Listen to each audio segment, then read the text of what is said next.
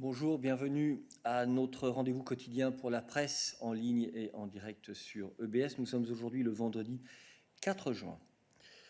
Comme chaque vendredi, je commence avec l'agenda de la présidente pour la semaine prochaine.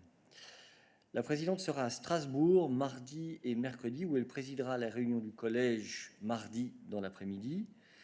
Elle interviendra dans des débats en plénière du Parlement européen, notamment sur le rôle de celui-ci dans l'évaluation en cours des plans de relance et de résilience nationaux. Puis, le jeudi, de retour à Bruxelles, la présidente participera à la semaine numérique de l'environnement, qui est organisée par le président fédéral de l'Allemagne, M. Frank-Walter Steinmeier, et l'organisation allemande de l'environnement, par visioconférence. Le vendredi, la présidente se rendra au Royaume-Uni pour participer au sommet du G7 qui, comme je suis sûr vous le savez, se tiendra du vendredi au dimanche. Je voudrais maintenant donner la parole à Myriam pour une annonce sur une proposition que nous avons transmise à l'OMC aujourd'hui pour soutenir notre réponse à la pandémie. Myriam.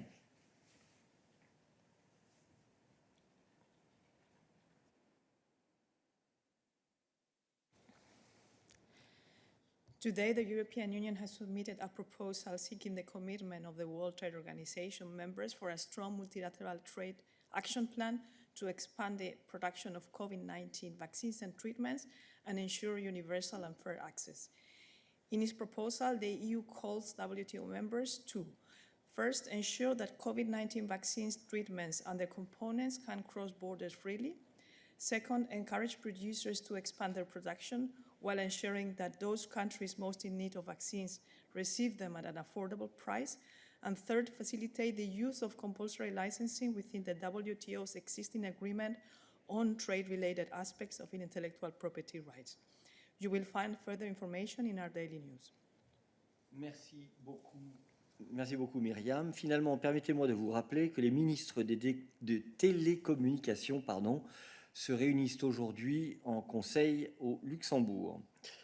Le commissaire Thierry Breton y représente la Commission. Les ministres discuteront entre autres de la boussole numérique pour 2030, de la proposition d'acte sur la gouvernance des données et des mesures destinées à assurer un niveau élevé commun de cybersécurité, la directive Nice révisée, ainsi que du règlement relatif à un cadre pour une identité numérique européenne présenté par la Commission hier, ici en salle de presse.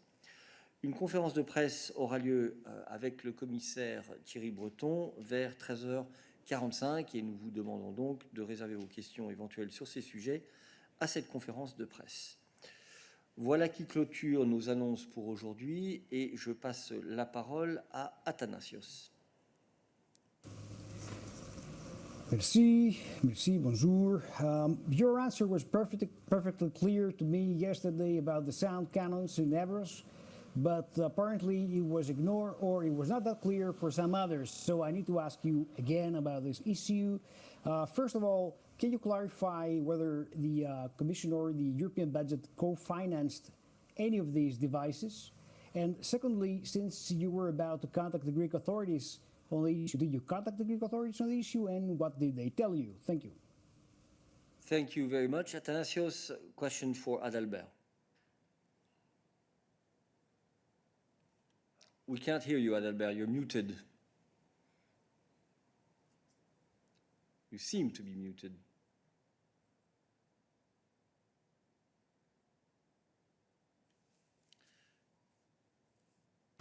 Can you hear me now? Yes. Yes, okay.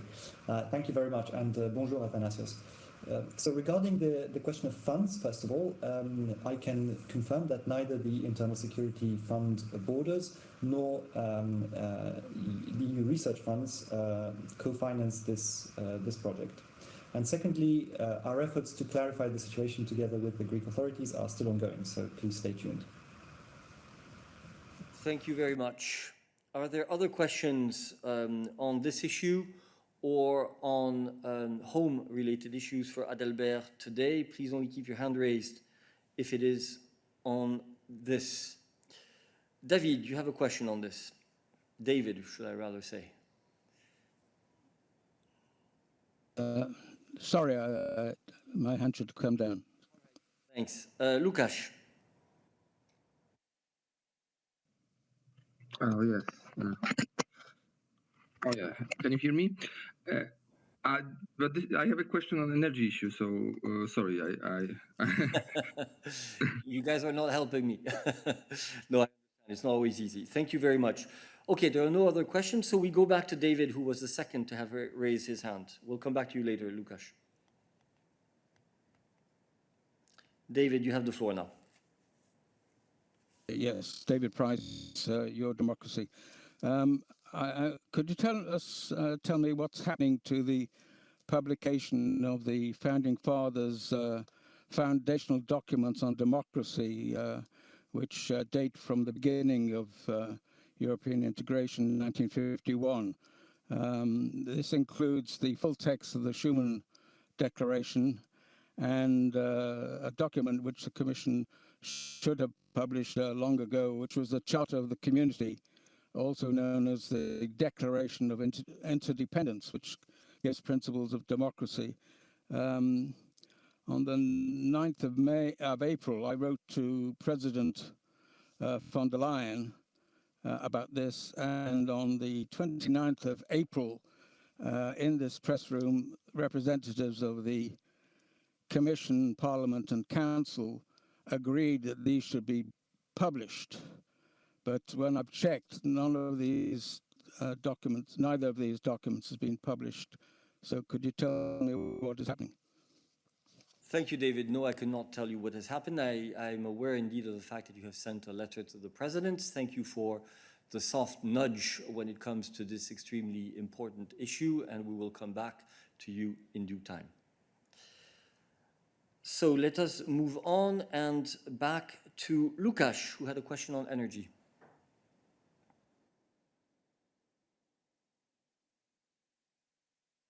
Lukáš. Can you hear me? Yeah, go ahead. Yesterday, the Danish Environment Committee revoked the environmental permit for the Baltic Pipe project, which is to carry gas from Norway via Denmark to Poland. So Baltic Pipe is on the list of the project of common interest.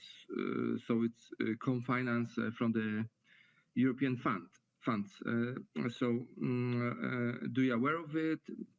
Do you have any comment on it? So do you see the decision as a threat to that project? Thank you.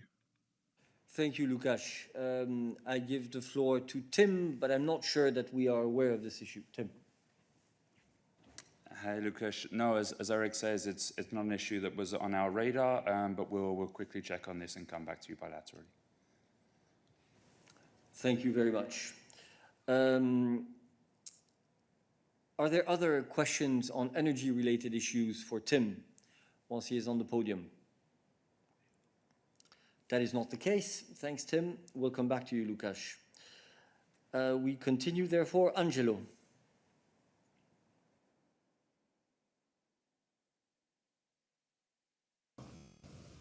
Thank you. Angelo Di Mamer from ANSA News Agency.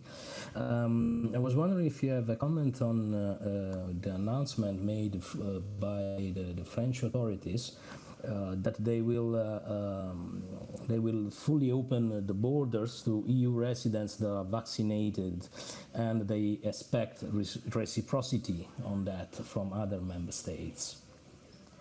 Well, I think this is clearly something which is in the remit of the recommendation, but I will give the floor to Christian on the issue. Remember that we put forward a recommendation to Council stipulating the types of measures that we thought should come now with the introduction of the EU digital COVID certificate to facilitate free travel across the EU. And indeed, one of those was that fully vaccinated people should be able to travel freely across the European Union.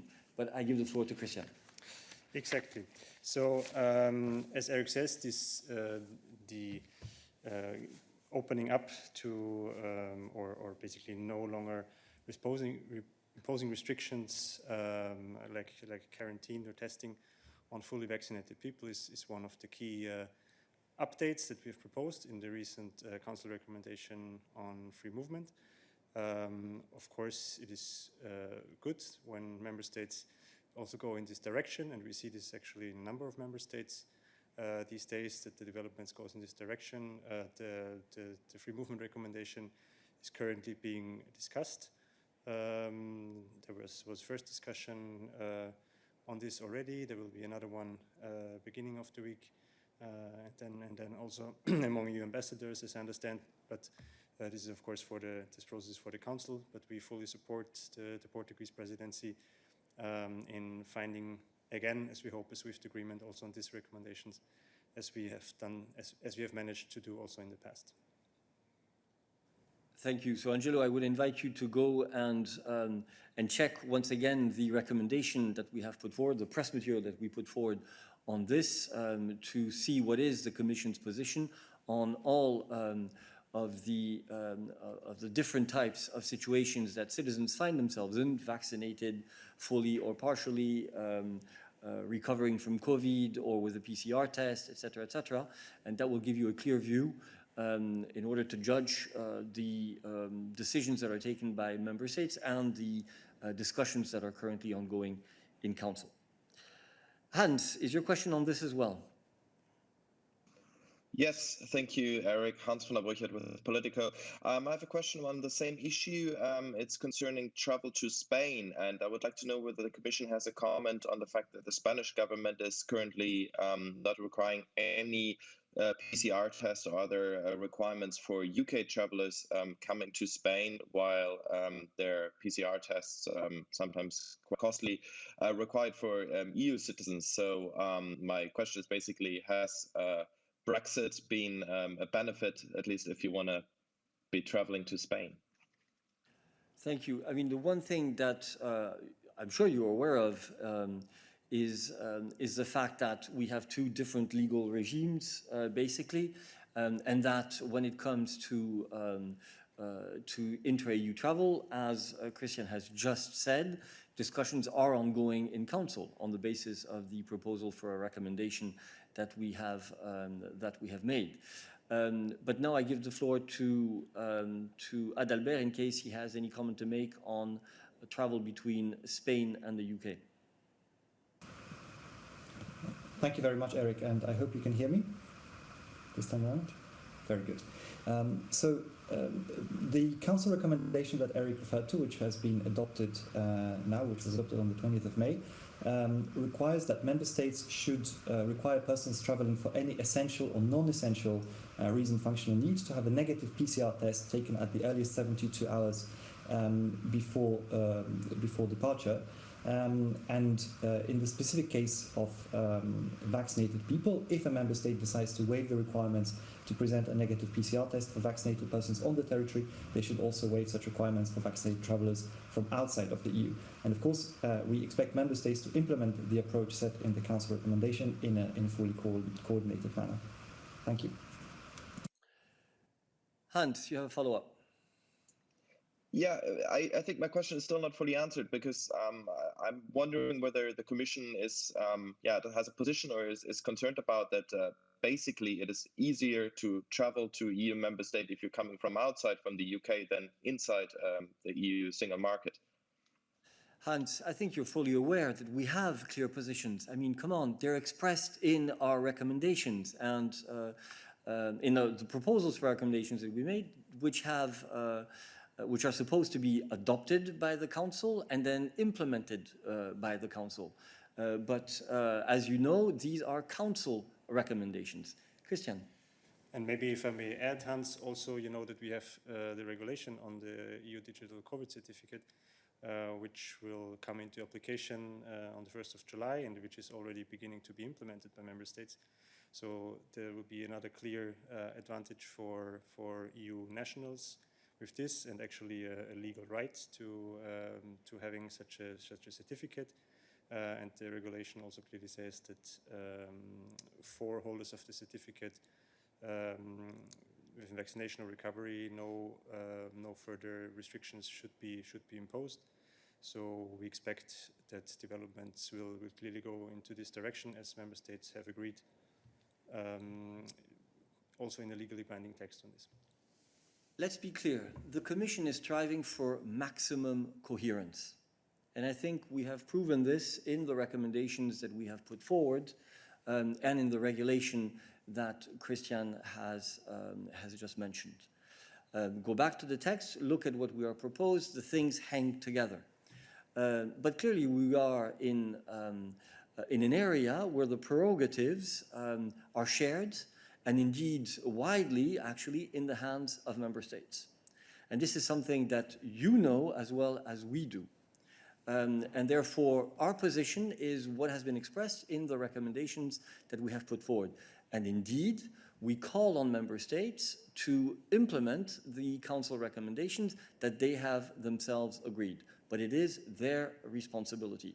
We are asking for coherence for the benefit of citizens in the EU, taking into account, of course, the necessary precautions that member states have to maintain in view of the continuing situation that we have with the pandemic. Are there other questions for us today on this issue?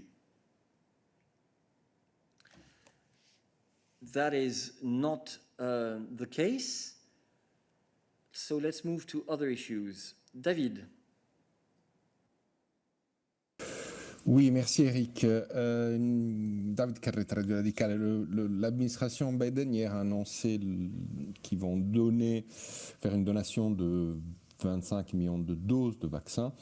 Je crois que l'Union européenne s'est engagée avec ses États membres à une donation de 100 millions de doses au moins avant la fin de l'année. Je voulais savoir s'il y a des nouveautés, si vous allez mettre en place un mécanisme pour vérifier les donations ou coordonner les donations des différents États membres. Enfin, si vous pouvez nous expliquer comment ça va marcher, cet engagement qui a été pris par le Conseil européen et la présidente au sommet de Rome. Merci. Je pense que c'est pour Stéphane.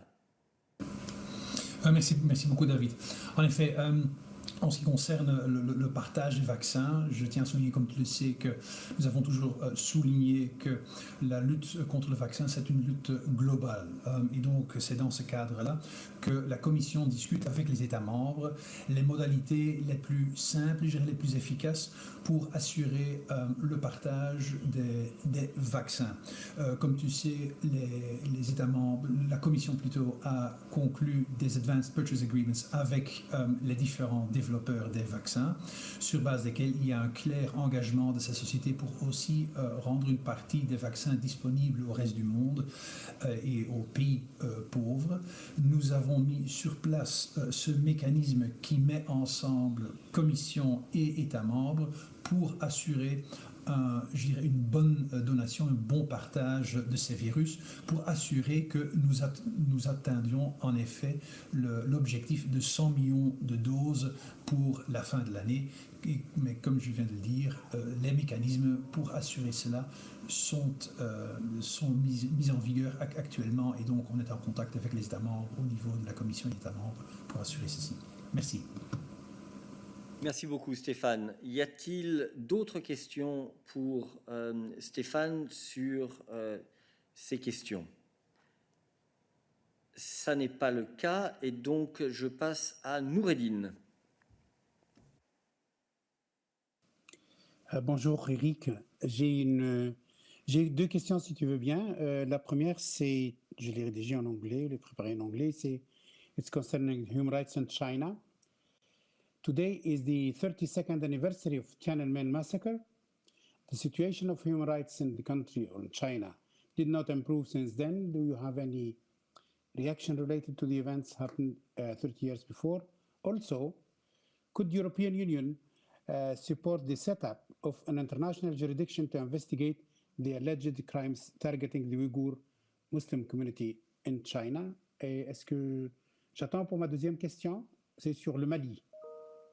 Oui, s'il te plaît, on va d'abord prendre les questions relatives à la Chine et on reviendra sur d'autres aspects relations extérieures après. Nabila. Bonjour, Noureddine, and thank you very much for your question. As you asked in English, I will answer you in English. First of all, when it comes to Tiananmen, the European Union recalls the violent suppression by the Chinese authorities of the peaceful Tiananmen Square democracy protests of 1989 and continues to mourn the victims of the crackdown. Those detained in connection with 1989 events or because they took part in activities to commemorate them should be entitled to due process guarantees. We urge the immediate and unconditional release of the human rights defenders detained and convicted in connection with these events or because of their peaceful work to protect and promote the rule of law and democracy. There is a long tradition, notably in Hong Kong and Macau, of commemorating the Tiananmen Square democracy protest of 1989 and their violent suppression, while the coronavirus pandemic has led to restriction on public gatherings on public health grounds. Those who wish should nevertheless still be able to mark the anniversary appropriately. The free commemoration of Tiananmen events this year and in years to come would be concrete sign that Chinese citizens enjoy human rights and fundamental freedoms, in particular freedoms of speech, assembly, association, and procession, and enshrined in the Chinese constitution, in China's constitution and international law. When it comes to the Uyghur situation, as you know, the European Union has spoken clearly and repeatedly on the situation on the Uyghurs, expressing grave concerns about the political re-education camps, surveillance and restrictions, and freedom of religion and belief. We speak out not only in public statements, but also in international fora, notably in the UN Human Rights Council, but also in meetings at all levels with the Chinese authorities, including in the 3 meetings between the EU and the Chinese leaders. Let me remind you also that on the 22nd of March 2021, the EU imposed sanctions on 1 entity and 4 individuals for inter alia systemic use of forced labor, arbitrary detention, systematic violations of freedom of religion, etc. And the listing were made under the EU Global Human Rights Sanction Regime and signals the EU's commitment to promoting and protecting human rights in China and worldwide. Well, when it comes to your questions to the national court, well, you know very well our position on that. National courts retain primarily responsibility for establishing whether international crimes, including genocide, have been committed. International courts and tribunals, based on the principle of complementarity, may have jurisdiction, and the EU will continue to support the work of international court and tribunals and will take firm stance in multilateral fora, as I explained to you earlier. Thank you. I would ask you to keep your hand raised for the moment only if your question relates to foreign affairs, please. Do we have another question on China for Nabila? Hans, you have a question on China. Yes, indeed. And my question is on the statement that had been prepared in a council working party yesterday, and there was no agreement reached on the statement concerning Hong Kong and human rights there, because Hungary yet again blocked the statement that was made public this morning by the German State Secretary in the Foreign Ministry, Miguel Berger. And I think even the High Representative retweeted the tweet by Berger naming and shaming Hungary. This retweet has been withdrawn, I think, so far in the meantime. But I'd like to know what the Commission's position is, or the EES position on this inability yet again to reach a statement on Hong Kong. Thank you. Nabila. Well, Hans, I think you know very well that we do not comment on discussions in the Council. You know very well the position of the HRVP. I think he has made it very clear. But the discussions on the Council, I cannot comment at this stage because they are confidential. Thank you, Nabila. Noureddin, we come back to your second question, which I think was on Mali. Oui, je te remercie, Eric. La France a annoncé hier la suspension de la coopération militaire avec le Mali.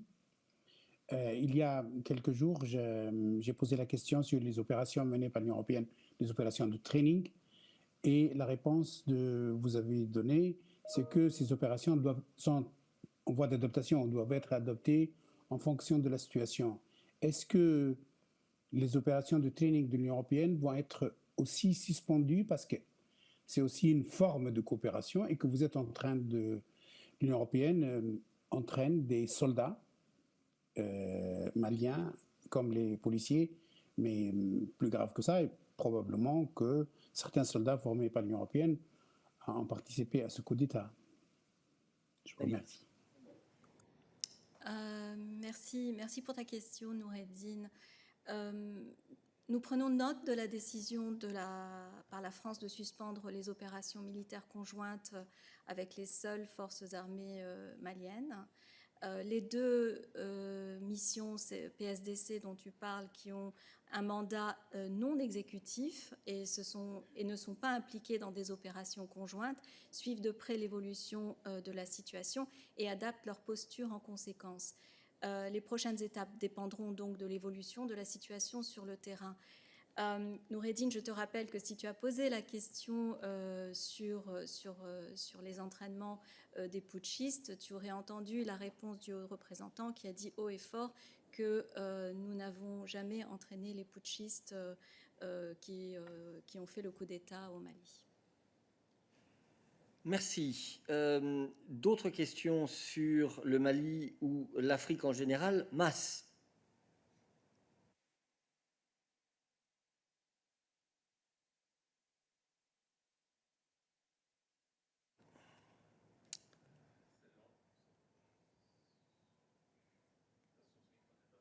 Il semblerait que ta source micro ne soit pas la bonne.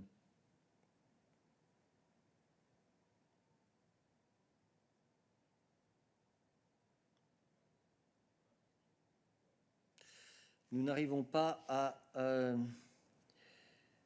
te connecter au système.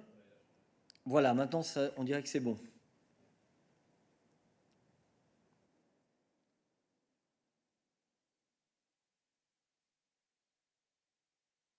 Je t'en prie, Mas, pose ta question.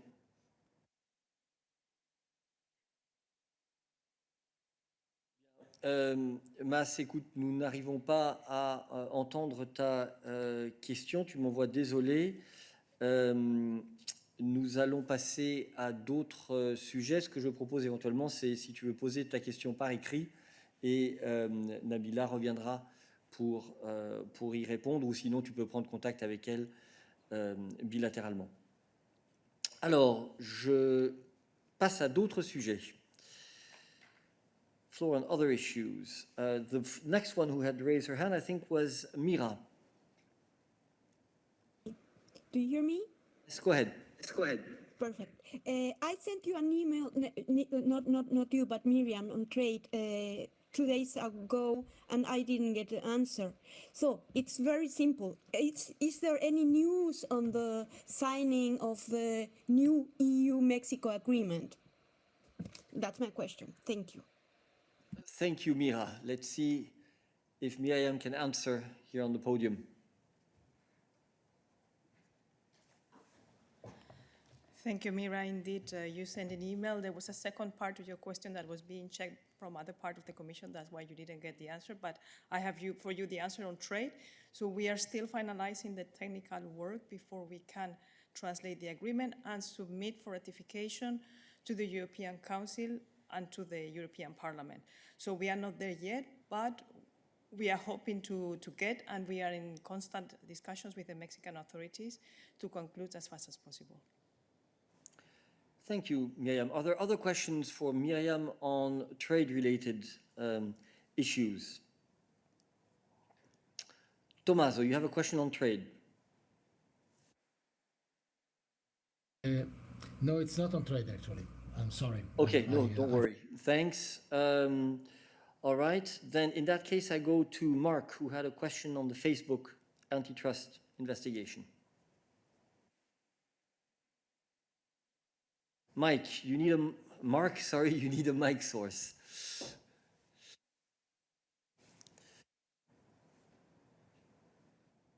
No mic, it seems, is connected. So we go back to Tommaso.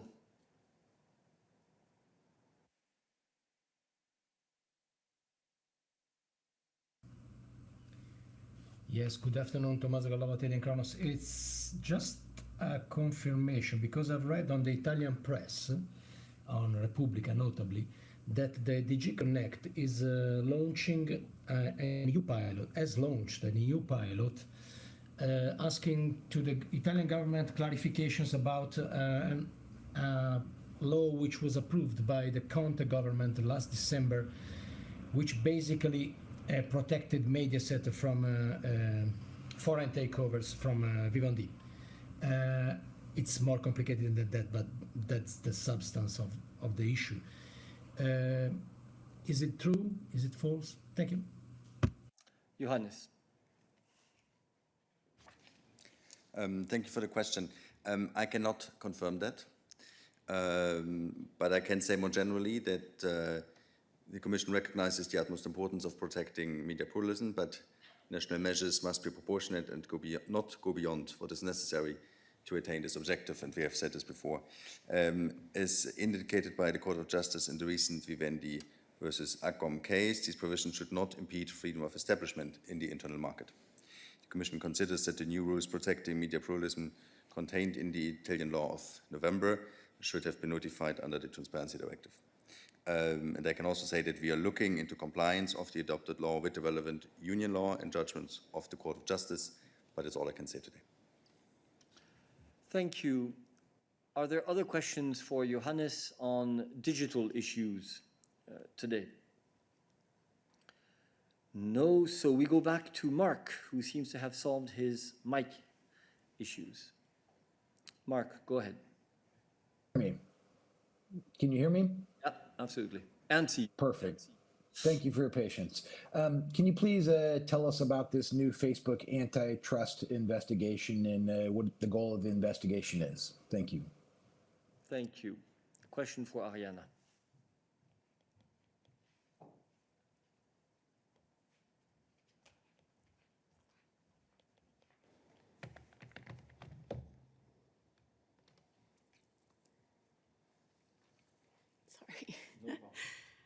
Hi, Mark. So indeed, today we have opened a formal antitrust investigation to assess whether Facebook has violated EU competition rules by using advertising data gathered from advertisers in order to compete with them in the markets where Facebook is active, such as classified ads. A second part of the investigation will also assess whether Facebook ties its online classified ads service Facebook Marketplace to its social network, so the Facebook platform we all know, and if this is in breach of EU competition rules, of course. I might also add, just to say, that this is, of course, the opening of a formal investigation, and in no way it prejudges the outcome of it, clearly. Thank you very much. Are there other competition questions for Ariana today? No. Thank you, Ariana. Any other issues for us?